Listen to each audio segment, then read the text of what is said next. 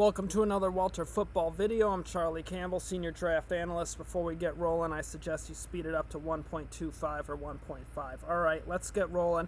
You can click the links below if you want to read the mock and follow along with it on the web. So first overall pick, Jags taking Trevor Lawrence. Urban Meyer said that's the direction they're going. No-brainer decision. Thank God if you're a Jags fan that you have a shot at Trevor Lawrence. Second overall, I'm sure the Jets fans would love to be picking 32nd, but they're picking second, so that stinks. But hopefully this pick is finally the one that gets it right at quarterback, and that's Zach Wilson, quarterback from BYU. I think that's the direction they're trending. I think they'll look to move on from Darnold, get another guy on that cheap 5-year contract, and have a new quarterback for Robert Saleh and his staff. Third overall, I have the 49ers taking Trey Lance, quarterback from North Dakota State. If you guys have been reading the mock throughout the lead up here or watching the videos here on YouTube, you know that have been mocking Trey Lance to the 49ers for quite a while now. It was a dream come true landing spot for Lance to learn from Kyle Shanahan, give him a quarterback with a great skill set to develop. I think working behind Jimmy Garoppolo for a year would be great for Lance's development. So we'll see. I'm going to dig and try and find out as to if the 49ers prefer Lance or Justin Fields or Mac Jones. We'll see which one is kind of the apple of the eye. But they wouldn't have made the trade to third overall if they didn't have a quarterback in mind outside of Zach Wilson in case the Jets take Zach Wilson. So they have to have two guys, or a guy to go with Zach Wilson that they would be happy and are willing to mortgage the future for like they did. So it's either Lance or Fields or Wilson, but they gotta like at least two of those three as their future franchise quarterback. Fourth overall, I have the Falcons taking Kyle Pitts, tight end from Florida, give them a dynamic mismatch receiver, help Matt Ryan out, and this would be such a fun offense to watch next year with Calvin Ridley and Julio Jones. But Julio Jones is aging, starting to show some decline and wear and tear, has been getting nicked up the past few years. Pitts could be that long-term number one. He's such a mismatch weapon. You can play him as a receiver, X split end receiver or Z slot receiver or at tight end. So he's just a dynamite mismatch weapon that Matt Ryan's going to love to throw to. Fifth overall, I have the Bengals taking Penei Sewell. This decision comes down to Chase and Sewell, I think, for Cincinnati. But if you think of their picks as a pair, you're going to get better value if you take Sewell in the first round, get that franchise left tackle to protect Joe Burrow, and you can get good receiver help on day two. This is a really deep receiver draft. This is a deep draft at offensive tackle, but the drop-off from Chase to the wide receivers on day two isn't as big as the drop-off from Sewell to the offensive tackles that you'd be getting in the second round. That's a much bigger drop-off. So if you think of the overall talent, adding talent to that roster, you get a better value with taking Sewell in the first round, and I think that makes a ton of sense for Cincinnati, and they already have some young talent at receiver. So sixth overall, I have the Dolphins taking Jamar Chase. Now, I think this is the guy that Miami wants. When they traded back up from 12 to 6, I think they wanted to ensure that they were going to get one of these three elite non-quarterback prospects between Pitts, Sewell, and Chase. And I think that Chase is the one they prefer. I think now they know they'll get one of those three. They'd probably be happy with the other two, but Chase is the preferred option to get to a really great weapon across from Devontae Parker and with Will Fuller. Now he has a trio of receivers that are just really good, and Mike Gesicki, a good receiving tight end. So I think that could really help him make a big jump next year. And in the long term, Chase could be their number one, co-number one with Devontae Parker. So I think that's their preference among those three, and the way the mock works out, that's who they get. Seventh overall, I have the Lions taking Elijah Vera Tucker, left tackle from USC. Now, this isn't the sexiest pick for Detroit, but Detroit has got to improve the talent on that roster. You don't want to reach for guys at a position of need rather than taking more talented players. You've got to build up that talent. And I know some team sources that think Vera Tucker is one of the best players in the draft, period. But at Detroit, you put him at right tackle, and now you have the makings of one of the best offensive lines in the NFL with Frank Ragnow and Taylor Decker and Vera Tucker. You'll be able to run the ball much better with that group leading the way, protect Jared Goff, make his job a lot easier. And then in the next drafts, when they have those extra first-round picks, they could be more aggressive to look for playmakers and get more defensive front seven talent, which they really need. But you don't want to force it and reach on a player and then end up being less talented with the teams you're playing against on Sundays who didn't reach to fill a need. All right, 8th overall, I have the Panthers taking Justin Fields, quarterback from Ohio State. I think for Carolina, this pick, they're fortunate still to land Fields if the 49ers go with Lance. Fields has a great skill set, accurate passer, really good runner, just needs some work in terms of pocket presence, throwing against the blitz, handling the blitz. But Joe Brady is supposed to be this young quarterback guru.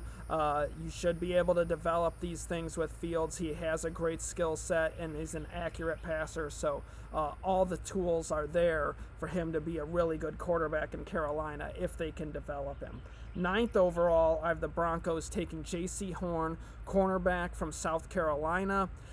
Denver signed Kyle Fuller, but that's only a one-year deal. You can take Horn, have him form a trio with Fuller and Ronald Darby, and then in a year, Fuller's ready to be that number one corner going up against the number one receiver to replace Fuller. But this is an ideal way to break J.C. Horn into the NFL with a big jump in competition, of course. So in the long run, this makes sense, and in the short term for Denver.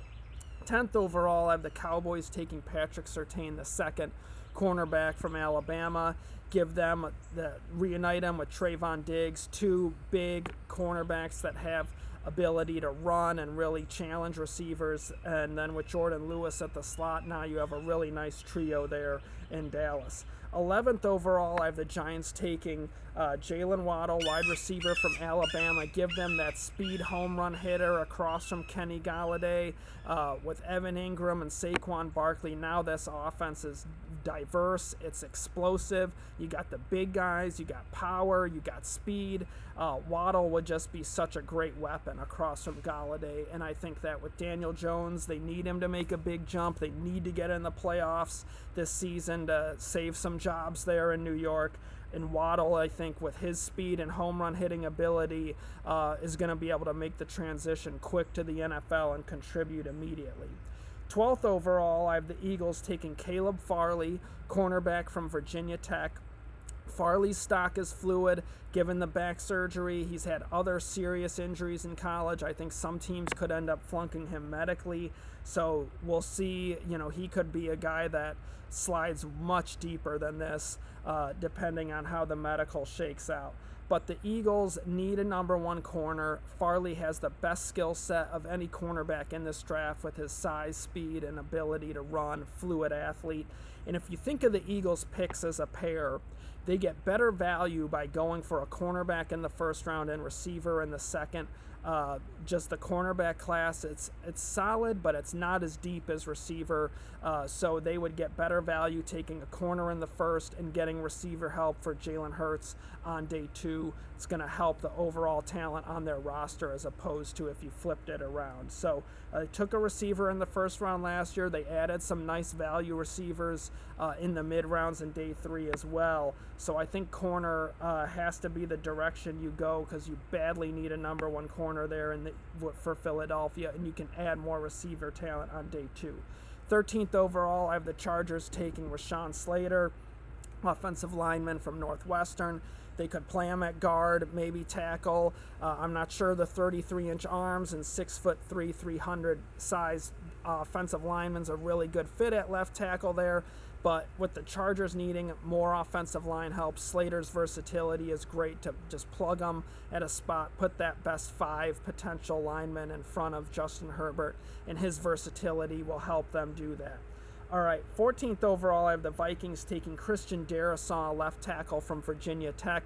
They cut Riley Reiff. They could use a long-term left tackle. Darrisaw is big, long, athletic, good fit for their zone read runs. Also, his athleticism and speed and quickness on the edge will be a nice guy, left tackle to secure that blind side for Kirk Cousins. So I think this pick is a good fit for the Vikings line. Makes sense for them. 15th overall, I have the Patriots taking Devontae Smith, wide receiver from Alabama. I think that with the tight ends they've added, and then Nelson Aguilar, now you add one more receiver and you have a lot more potency to that offense. And I think Smith was a really great fit there in New England. They've had success using undersized receivers with Josh McDaniels in that scheme. And I think with his route running and ability to uncover, be a really nice weapon for Cam Newton right away, plug and play upgrade for the Patriots. 16th overall, I have the Cardinals taking Tyson Campbell, cornerback from Georgia. He's big, fast, athletic, has to improve playing the ball, has some technique things to improve, but he has a great skill set, and that really fits in with the Steve Keim draft picks. When you think of guys like Isaiah Simmons last year, but before that, Hassan Reddick, Robert Kimdiche, DJ Humphries, these are all guys that have really good skill sets, but they had some rough around the edges elements needed to be worked on, and that's Tyson Campbell as well. And they also fit needs on the roster, and Arizona could use more cornerback help. 17th overall, I have the Raiders taking Alex Leatherwood, left tackle from Alabama. I think Las Vegas slides them in at right tackle, gives them a replacement for Trent Brown and a duo to go with, right tackle to go with Colton Miller. Keep guys out of the face of Derek Carr. Leatherwood started out his career at guard. He can play right tackle as well, can play left tackle. So really versatile player there, but he's big, he's quick, he can play the typewriter with his feet, cut off the edge from speed rushers. So I think this is a nice fit for John Gruden's offense. 18th overall, I have the Dolphins taking Kwity Paye, edge rusher from Michigan. I think Miami could use more edge rush across from Emmanuel Ogbah. They traded Shaq Lawson. They got rid of Kyle Van Noy. They could use some more edge talent. And I think Paye, with his versatility, can line up on the inside in the sub package. You could stand him up and have him rush off the edge. He can put his hand in the ground. Great fit for Brian Flores' defense. 19th overall, I have Washington taking Micah Parsons, linebacker from Penn State.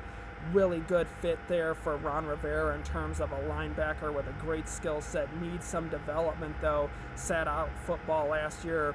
Could use some work on instincts, read and react, getting quicker in that process, because he's a bit of a clean air linebacker, not a big physical take-on guy, but I think Ron Rivera can work with him and improve the issues there. But they could use some youth in the middle of that defense.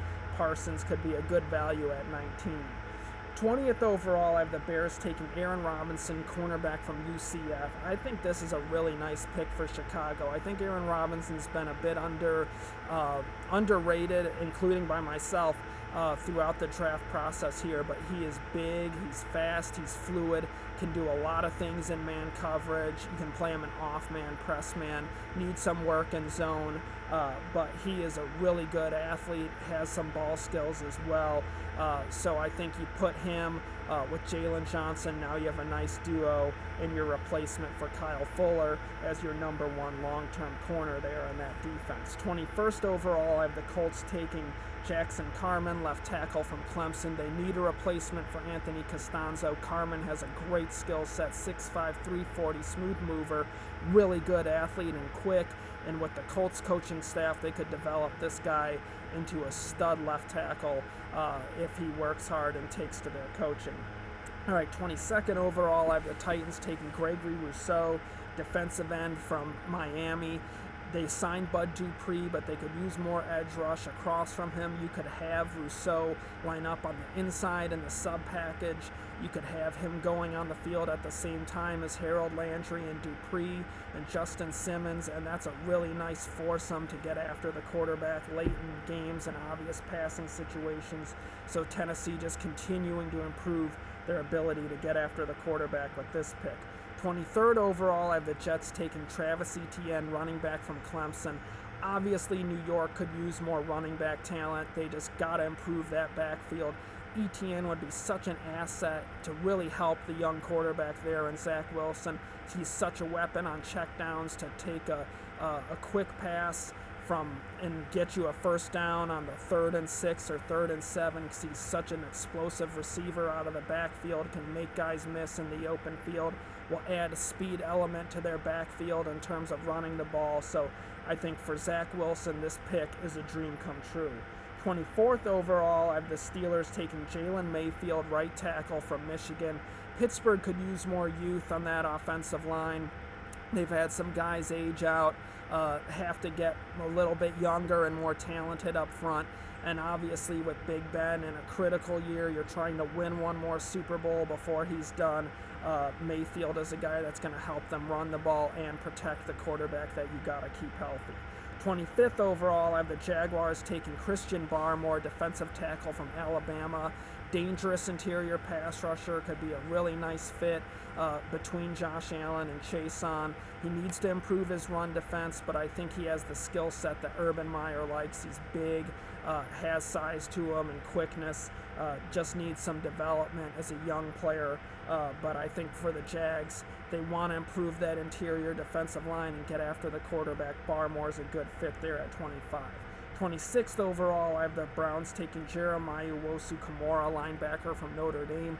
Cleveland could use more linebacker help, and Owusu-Koramoah would be a great fit in that defense. He's an excellent pass coverage linebacker, can do a lot of things in zone, can play man coverage. He can be a quarterback spy in terms of when you're playing Lamar Jackson and Joe Burrow, these quarterbacks who can hurt you with their feet. He'll help with them. He was a really good blitzer in 2019. So he brings versatility into the middle of that defense that'll help them match up with their divisional opponents and really help them in terms of run defense and pass coverage on all 3 downs. 27th overall, I have the Ravens taking Zaven Collins, linebacker from Tulsa. I think you can rush him off the edge. He's a really good dropping in coverage. He has the size of a defensive end. And with Baltimore losing Matt Judon and Yannick Ngakoue in free agency, Collins makes a lot of sense. He can also play inside linebacker. Just really versatile, great scheme fit there in Baltimore. 28th overall, I have the Saints taking Trayvon Moehrig, safety from TCU. Malcolm Jenkins is aging, not a good football player anymore. He needs to be replaced. Moehrig would be a plug-and-play upgrade. He can play strong safety, can do some things in coverage, tough run defender, would be a good fit there for the Saints. 29th overall, I have the Packers taking Greg Newsome, the second cornerback from Northwestern. Kevin King was brought back on a 1-year deal, but Newsome could be the long-term starter. At any rate, they'd have a really good trio there with him and Jair Alexander, and it helped give them some depth in case of injury. But Newsome, really good skill set, really tough, physical football player. Big question with him is staying healthy, but at 29th overall, you're getting a corner that has a really good skill set and really good tape when he's healthy. So for the Packers, you're not going to get a flawless prospect at this part of the first round, but Newsome could be a good fit to come in and help them right away. 30th overall, I have the Bills taking Jalen Phillips, defensive end from Miami. I think this could be a steal for Buffalo. He's got a ton of upside. Tough run defender. The pass rush just got better and better each week last season for Miami as he gained experience. I think if he had gone back to school and had a similar season in 2021 or built on it, was even better with more games and not a shortened season, I think Phillips could have been a top 10 pick a year from now. So I think this could be a real steal for the Bills. 31st overall, I have the Chiefs taking Jamin Davis, linebacker from Kentucky. Really good in coverage, big, physical, tough run defender. Another guy that I think if he had gone back to school and had one more good season, he would have been a top 16 pick. Great skill set, could really improve the Chiefs' linebacker talent in the middle of their defense. 32nd overall, I have the Bucs taking Jason Owa, defensive end from Penn State. He's a great skill set, fast, strong, workout warrior. Saw that at the Penn State Pro Day. Needs some development. He's raw, but I think this is a dream come true for him. To learn behind Shaq Barrett and Jason Pierre-Paul would just be an immense, great learning opportunity for Owa, because seeing how Shaq Barrett went from a nobody to having that big contract through hard work and learning how to attack NFL offensive linemen. Pierre Paul comes with a plan on how to go get after offensive tackles. He's aging, so Owa could be that long-term replacement, but in the short term, he rotates with the trio. They stay healthy, they stay fresh for 4 quarters, help Tampa Bay close out some wins there. So I think that pick makes a ton of sense for the Bucs late in the first round. All right, let's get to the teams without first-round picks.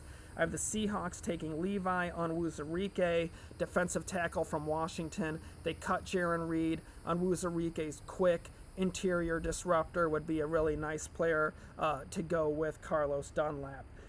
Next up, the Rams. I have them taking Javon Holland, safety / cornerback from Oregon. I think this pick would be a great addition for the Rams after the losses they had in free agency. Holland can line up at corner, play against slot receivers in man. He can cover tight ends in man. He can be a deep free safety after losing John Johnson. This really helps the versatility of the Rams defense. Now, last up, we got the Texans with Chaz Surratt. I have them taking Surratt in the 3rd round with the first pick they currently have in the draft. And I think that would make sense for Texans. Just take the best player available. They got to improve the talent on that roster. Bill O'Brien did such a terrible job of decimating what was one of the best rosters in the NFL. They have to replace Bernard Rick McKinney after trading him away because of the contract. So Surratt with Zach Cunningham in the middle of that defense, now you have a lot of speed, you have size. I think that duo could be really nice for Houston. So the Texans really in the 3rd round just got to go BPA, regardless of position. Could be receiver, corner, defensive line, offensive line, running back, doesn't matter. Gotta just get the best football player available, a guy that could have a 2nd round grade there high in the 3rd round. So that's this week's mock. I hope you guys enjoyed it. I really appreciate you watching it. Thank you so much. I love you guys. Please like the video, share it with your friends, subscribe to the channel. I got all the links below, putting up the position reviews, scouting reports, our mocks. Check out Walt's mock. We're updating them every week, of course, all the way up through draft week, and then they're getting updated every day. So we got tons of coverage on walterfootball.com. Please check it out. Thank you again. I love you guys. Take care. Be safe. Be healthy, and I'll be back with you soon.